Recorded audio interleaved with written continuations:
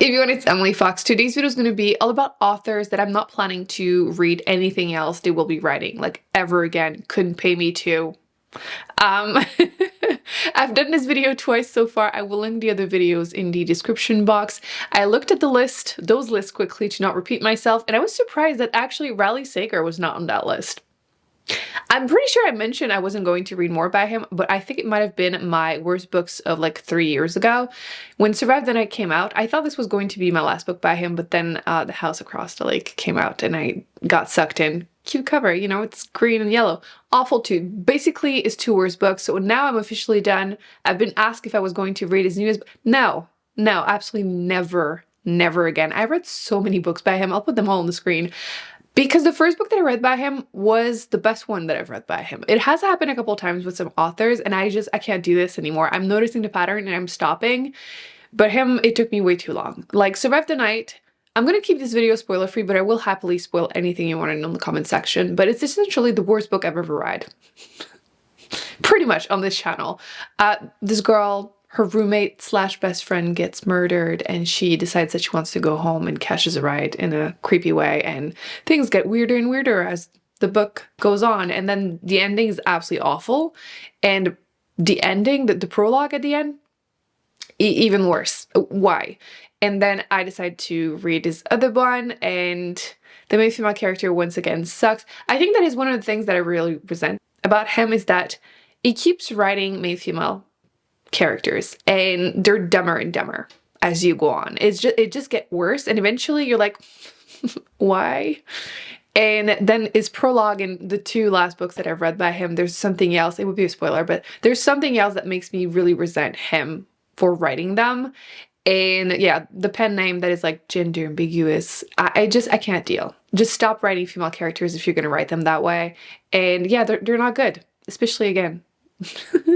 The last 2 that I read were like straight up offensive, so I will never be reading anything else by him ever. Like some of these on the list, like later on if we get there, I'm like, if they come out with something that is really well received, I'd consider it, but I don't care. Him, never again. Let's flip-flop to someone that I am a little bit less intense in my hatred. We're gonna go with Arthur Conan Doyle, the author of Sherlock Holmes. I read 2 of the books from that series this year, and I don't care. The writing style really doesn't work for me. And I think that any enjoyment I could have had for this series got ruined by any adaptations from modern point of view. I feel like we're really enjoying watching the way he pieces things together, and it's really not what happens in the book. So like, no really hard feelings. I just really will never pick up anything else by him.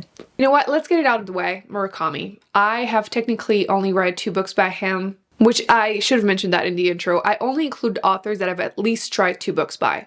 Otherwise, like one and done, I could do a video on the topic, but I feel like it's not enough. These I've actually tried to like them. So Murakami, I started by reading Norwegian Wood last year, absolutely hated it, and it made it to my worst books of the year. And I can't even detail why exactly, because every time I give quotes or even put them on the screen, my videos get flagged or demonetized. So if you want to see all those quotes, check out that video. But essentially in both books, because I tried 1Q84, didn't make it very far, but it will make it to my worst books of the year anyway, because in both books, there is at least one essay scene, and one of them being with a 13-year-old girl. Both of them. Both of them with like similarities that are just, it's so questionable. I do not understand the hype. Like, okay, his writing is less dry when you translate it to English compared to all the other Japanese books that I've read. Fine. But nothing that is that amazing, and nothing that would make me look past whatever that was. I don't understand it. You cannot tell me that a female author writing books like that would not be shamed. There's no way. There's no way. I don't understand. I really do not get it. Like, you know, sometimes people like a book and you're like, it just wasn't for me. I guess I kind of get why people, I don't. Why? No. So yeah, when I now think back, everyone telling me, oh, I love his books, I'm reconsidering some friendships. So let's include a female author, Louise Penny. That's going to be more controversial. I've been really trying to find series with like inspectors, like crime solving books, detective, and I was really looking forward to that one because it's set in Quebec and I'm Quebecoise, so I really enjoyed the mix of adding a little bit of French throughout the book, and I felt like maybe I can relate to a few things, but unfortunately it hasn't aged very well. The first book wasn't too bad, but the second book was very frustrating because even though you are solving murder mysteries in a small town and you get attached to the characters, I feel like the author really did a bad job at keeping that going. Because book 2, everyone was awful, and there was just so much fat phobia. And I feel it was like straight up in your face. And even one of my favorite character, she owns a used bookstore. She's always describing her as just fat and like a bunch of other synonym for it. And it's just, no. I was stubborn though, because everyone kept telling me it gets better, it never does. I read the third one, and again, just very mediocre book. Don't even remember top of my head what the book was about, frankly. So yeah, I will never read the book by her. I don't care how good it gets. I cannot get past having gone through 3 books. The first one was fine, but like the next 2, like, no, especially book 2. I tried to watch a TV show, and unfortunately it basically starts with book 2. And even though the adaptation is much better than the book, I really struggled, but I wanted to because, you know, French Canadian, but no. Brent Weeks, I have already gotten rid of all of his books because I read 2? Just 2, but I've heard so many bad things about this other series that it feels like I've almost read it. But I really wanted to love the Black Prism series. I read book 1 and then attempted book 2, had to put it down. I put a million post-its every time there would be something that I would find sexist or just made me roll my eyes, and I didn't make it very far. Not even 200 pages into it, I think, and I had to get rid of it because the first book, there's just a bunch of like, okay, actually, let me rewind a second. I love that there's a magical school and the magic system is based on color. That's what I was trying to focus on. But the problem is that the story wasn't good enough to compensate for everything else. You know how sometimes you'll look past it because you're like, okay, I'll just like focus on what I enjoyed to get through it. I couldn't do it. I did it for the first book, but the jokes got really annoying at the end. Like the fat, insecure boy, first off, perv. Second of all, the big battle at the end, he falls on his back and thinks to himself, oh, I'm spending more time on my back than a whore, and like basically motorboats the female character. Like there's just a bunch of like that, and that was annoying. But then in book 2, which slight spoiler, but I don't think it's that big of a spoiler, but essentially as he is in the school, he wins the contract at a card game, whatever, of one of his schoolmate, a girl who's basically a slave, and for a whole ass page, more than that, a whole ass page, he seriously considers raping her. And like, if he had been like a morally gray character, it would have been disturbing, but whatever. But like, he's not being shown that way. So it's just so weird, so out there. It was the last drop for me, basically. The other male character just straight up sucked, but like, you're prepared for it. And the main female character, again, when you can tell, clearly written by a man, like she was just so freaking annoying. Like she had been like a soldier, like a captain of Blackguard for like 15 years, and then like this guy she has a crush on, he sees her and she's like, oh no, I'm not being very ladylike, I'm sweaty. You're a freaking soldier. Anyway, clearly still annoyed by all this. We'll never read it again. I've heard, again, awful things about the other series, the Night Angel one. They're all gone. I don't want them in my house. So yeah, that's gone. One that I'm really sad about is Peter Swanson. I think I'm done. Like, you could probably convince me if everyone was raving about it after feeling so-so about his other books. Maybe. But chances of that happening are pretty much 0. But I read The Kind Worth Killing by him. It was the first book that I read by him, and it is the best book that I've read by him. And ever since, it's been like, meh. I did pick up the follow-up to that came out of nowhere. That was the last book that I read by him, and I just didn't care for it at all. Some of his other books were okay, but just generally been feeling worse and worse, and I just don't think I'm going to pick up more books by him because I have so many other ones that I really want to give a shot to, and there was no reason for me to pick up like 6 books by an author when I'm feeling so meh about it. So yeah, still recommend The Kind Worth Killing, but I don't think I'm going to be reading anything else by him ever again. In this case, there's no hard feelings, just, you know, wasn't for me. Paula Hawkins.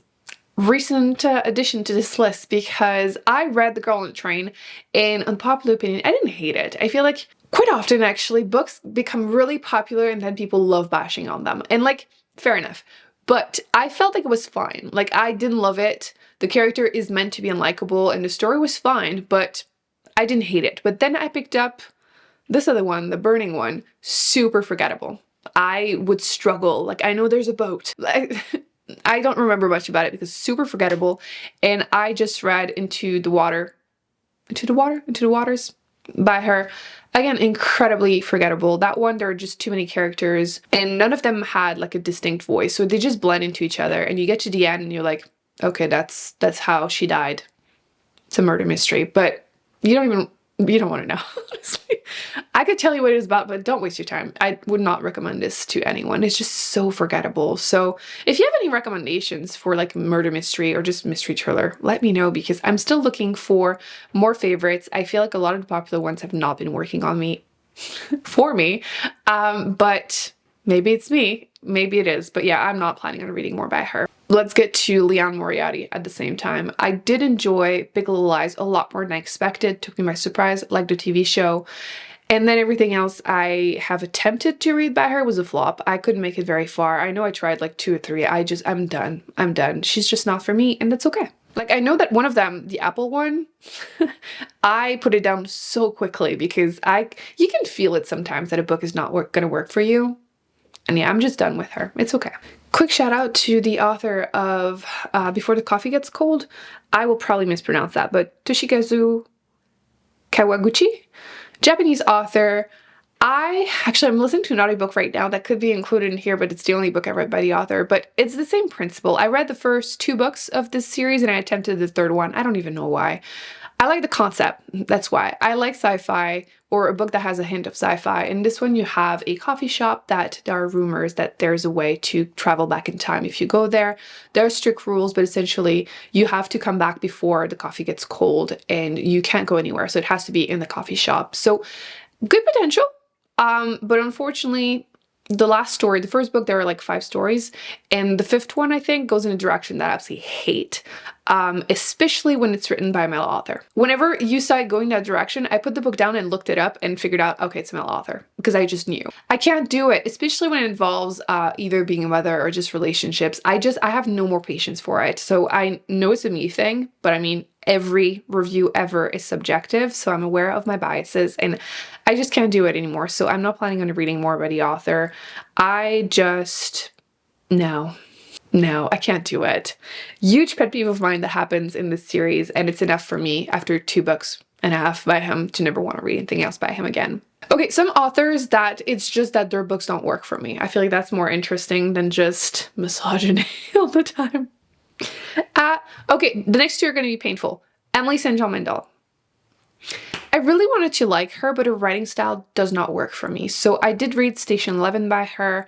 It's a post-apocalyptic book, which I usually really like. This one, there's a lot of back and forth in timeline, and it's a little bit more, we're going to say literary than what I usually go for. Her writing style feels a bit, I'm always doing that movement when I'm talking about these books because that's the vibe you get. It's very vague, very character driven, very, I don't want to say pointless, but kinda. And yeah, that book, I was fine with it, but I didn't love it. But then I read her more recent one, which I can't think of the title. And that one was also kind of like that. It wants to be sci-fi, but it's more vague.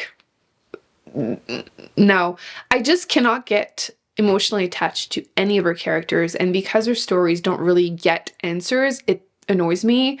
And the vagueness, the writing's, it just doesn't work for me. I'm not explaining it super well, but if you've read her books or if you've read your books, you get it. There's just this vagueness about it that I don't vibe with it. I don't know how to put it. Yeah, it's a big no for me. She doesn't work for me, and that's okay. The next one, I could have sworn I've included her in a video like this, but apparently not. Naomi Novik. I tried once again. She writes fantasy, which I love, magical fantasy, which I love, and I couldn't finish. That was one of the only book I couldn't finish when I first started Booktube, which is like a big thing. I had to learn to not finish books. And Uprooted was just such a flop for me. I think it's partially because I went into it with the wrong expectations, because people were selling it saying that, oh, you know, it's about a dragon kidnapping this girl from a village and there's magic, like she's being thought magic. That sounded cool, but from chapter 1, you learn that the dragon is a man, which, like, okay, fair enough. But then it becomes I didn't make it to the end. It's not a spoiler. It becomes an abusive relationship. I didn't even really make it to the relationship because I put it down like 150 pages into it or something. But like, it was just so obvious it was going there and I was already mad. And then again, the magic system felt vague, long, vague sentences, and I just couldn't do it. I did attempt to read her other series with a magical school. But again, you get this... What is the story? No one was likable in that book. I did enjoy that it's a magical school and like it's never safe, which like that can be really interesting, but you skip the actions whenever there's something. It was weird. You skip sometimes the action and then you just are left with nothing happening, and I just couldn't get into it. The romance was painful, comes out of nowhere, makes no sense, and I just realized that she's not for me. I know a lot of you told me that she has one with dragons that I could try, but honestly, I can't do it. It's okay. She's just clearly not for me. No hard feelings. I know a lot of people like her, but you know, some of these I'm like, don't read it. You can try that one for sure. It's just, she's not for me. And I've just come to the moment, to the realization and the acceptance of that. She's not for me. It's okay. Okay. The next two, the last two, I should say, are two authors that it hurts me to say that I don't think I'm going to ever read anything else by them, and I just need to accept it. The first one is Ashley Audrain, which she came out with The Push. I raved about that book. I really did. And I am feeling right now that she's going to be a one-hit wonder. I did read her other book, The Whispers, and look, what I enjoyed in the first book, you get one of those like, oh, mother has a child, the child is either possessed or evil, or the mom is slowly losing it, and like the memory card got full. Clearly I'm talking too much. But in the first books, that's what you get. Like, oh, is the child evil? Is the mother losing it? I'm enjoying this. You kind of get a little bit of like social commentary of like mother's not getting support, especially in that case from her husband, who was completely useless. And like, I've had people try to like defend him, but like, if you truly think that your wife is mistreating your child and thinking, you know, the mother thinks her child is evil, why are you leaving her alone with it? Or her, the child? Like, it doesn't make sense. Like, he's being completely useless. Anyway, second book, you still get social commentary on mothers, and I'm realizing that, oh, that's going to be her thing, and I don't really care. I'm child-free. I don't want children, and I don't mind reading books about mothers, but like the same commentaries of like useless husbands and like the gossip on the same street of like people, the neighbors mistreating children or like their husband, blah, blah. I don't really care. In that case, the story was there's a child sleeping very high in the house and falling down the window, and like, did the mother do it, blah, blah, blah, because people overheard her being rude to the kid. So like, one book of that is fine, especially if you add the like paranormal vibes. Without it, I'm done. I'm out. Like, I can't do it. So yeah, not for me. I'm all for supporting mothers, especially again, if they want moral support to leave useless marriages, but no. So I don't think she's going to be an author for me. I have just come to accept that The Push was great. Definitely the best book that I've read on that topic, but I think that's going to be a one and done for me, or it should have been. The last one hurts. But if you've seen my video, was it last year? Yeah, Razorblade Tears made it to my best books of the year. We'll continue to rave about that book. I just got so emotionally invested in the characters. Unlikely, I wouldn't even call it friendship, but unlikely team. These two fathers trying to figure out what happened to their sons. Cool. And then I picked up Blacktop Wasteland by him. Meh. I really didn't care for it that much. And then this year I just finished All the Sinners Bleed. And it was better than the Blacktop Wasteland, but overall I'm realizing that it probably was a one-hit wonder for me once again. I just don't see myself getting emotionally invested as much in any of his other stories after trying 2 more times, right? And yeah, none of the other stories really were good enough for me to keep going, and yeah, I think I'm done. That hurts because I really, really like Razorblade Tears. This is like the perfect dad recommendation. Like, I would highly recommend this book to so many people. Even if you don't read a ton, it basically reads like a movie. Like, it was fantastic, but I don't think I'm gonna read more by him. 2, 4, 6, 8, 12, 14. 15. So 15 authors that I think I am will never read anything else by them again. I have been getting rid of their books, and the ones that are still on my shelf will go on the unhaul shelf. So done. I feel like it sounds a bit harsh to do these videos, but at the same time, I think it's important to look back at your reading. I'm reading like 100 books a year, so like I feel like it's normal to get to a point that I have to make decisions and like realize that, okay, you've given them, some of them, way too much of a shot. You can try different authors. There's so many more that I want to try, and I don't have time to keep doing this to myself. It doesn't feel healthy, okay? So yeah, these are the 15 authors that I will never read, probably, most likely. Hopefully. I need more books by them. I would love to hear your thoughts either about these authors or any other authors that you personally are not planning on reading any books by them ever again, and your reasons, because we want to know. And I will be putting on the screen the 2 other videos that I've done on the topic if you are looking for more books, more authors not to pick up. And I will see you in an upcoming video very soon. Bye.